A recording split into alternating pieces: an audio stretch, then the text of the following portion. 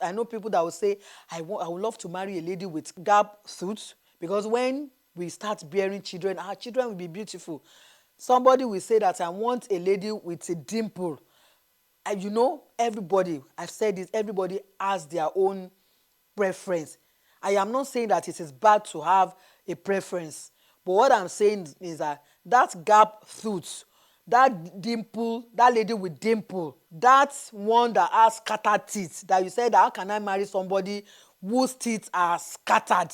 People will be making mockery of me that look at your wife. Just pray that you get money. Once you have money, all these things, there's so many technology that are now in place that you can use to do all of these things. Once you have money, you can take the person to go and see a dentist. They will arrange the teeth for her and she will look beautiful, if that is what you want. What am I saying is that if it is the scattered teeth that God is leading you to, don't, because of the scattered teeth, miss God's will for your life, and you go and talk to somebody, or you go and approach somebody that whose teeth is well set, and you will go and marry a terror.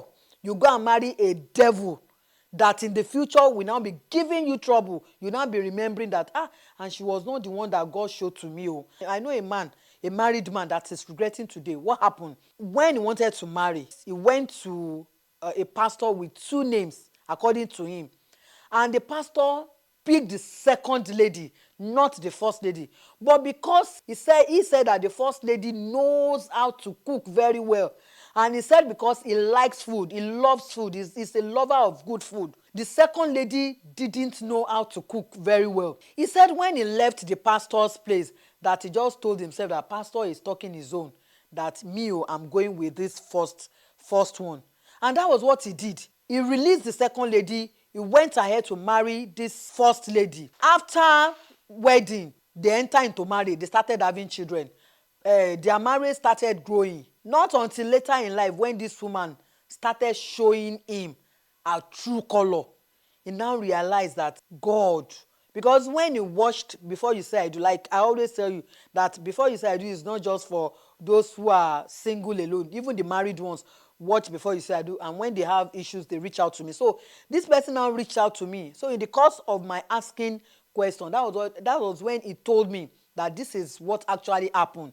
I took two names to the pastor and they chose the second one. But because of this reason, I decided to go. That was how that man missed God's will for his life, because of food. Because he loves food, he decided to live. I told him that what you will have done then, you would have gone with God's choice for you, God's will for you, and you send her to go and learn how to cook. You send her to catering school to go and learn how to cook all these delicacies. That is what you should have done.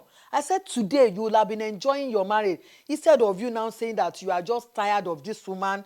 I am tired. This woman is not giving me peace. When a man writes and you can feel his emotion in what he wrote, then you should know that there is big trouble. So for you to not to come later in life to avoid the story that will touch the heart, or people like this that will later be coming to be now saying that, what can I do? What can I do? Please, you have not said I do. Get it right now. This is the reason why you are coming across program like this, that is helping you to check, to put a background check on yourself, on your relationship and your partner before saying I do. Except if you are forced, if you are coerced, or you are pressured. If you are not, take all your time to do all necessary checks that you are supposed to do, all what you are supposed to know before you say I do, so that you will avoid all this asking question. Please hide my identity. Please, I want it to be anonymous. I don't want people to know me. I have families, I have friends who will know that I'm the one asking this question. I don't want asking this question. I don't want my husband to know that I am the one. I don't want our friends to avoid all these stories. So look at it. If it is that scattered teeth that God, even if she is not fine facially, but God is saying go, why don't you just look beyond that beauty? Why don't you just look beyond the ugliness and consider other things like the qualities, like the favor, like the blessing that this person is going to bring into your life. You don't know why God is leading you to her, and you don't know why you as a young lady, God is telling you that you should accept the proposal from that man, even though the man is not what you are expecting, is below your expectation, is below your standard. Please, many men and women do not want to stand by anybody and work on them. That's the problem many of these singles are having, and I understand because of the stories you read about people who have stand by some particular people and they later betray them, disappointed them. The fear of that is what is making a lot of people to run away from saying that I don't want to fix anybody. Go and fix yourself before you marry. If you have scattered teeth, go and work on it. I don't want to spend my money. I don't want to waste my time fixing anybody. I understand the reason why you are doing that. But I'm saying that when you pray, the one that God will lead you to, or the one that God will ask to come and talk to you, will not be the one that will stress you. It will be a finished work. That for all the time that you have been waiting, God has definitely been working on this person for your sake. And when it is the right time, the person will show face. The person will find you. Both of you will know that, yes, it is you that I've been waiting for. You are my bone of my bone, and you are my flesh of my flesh.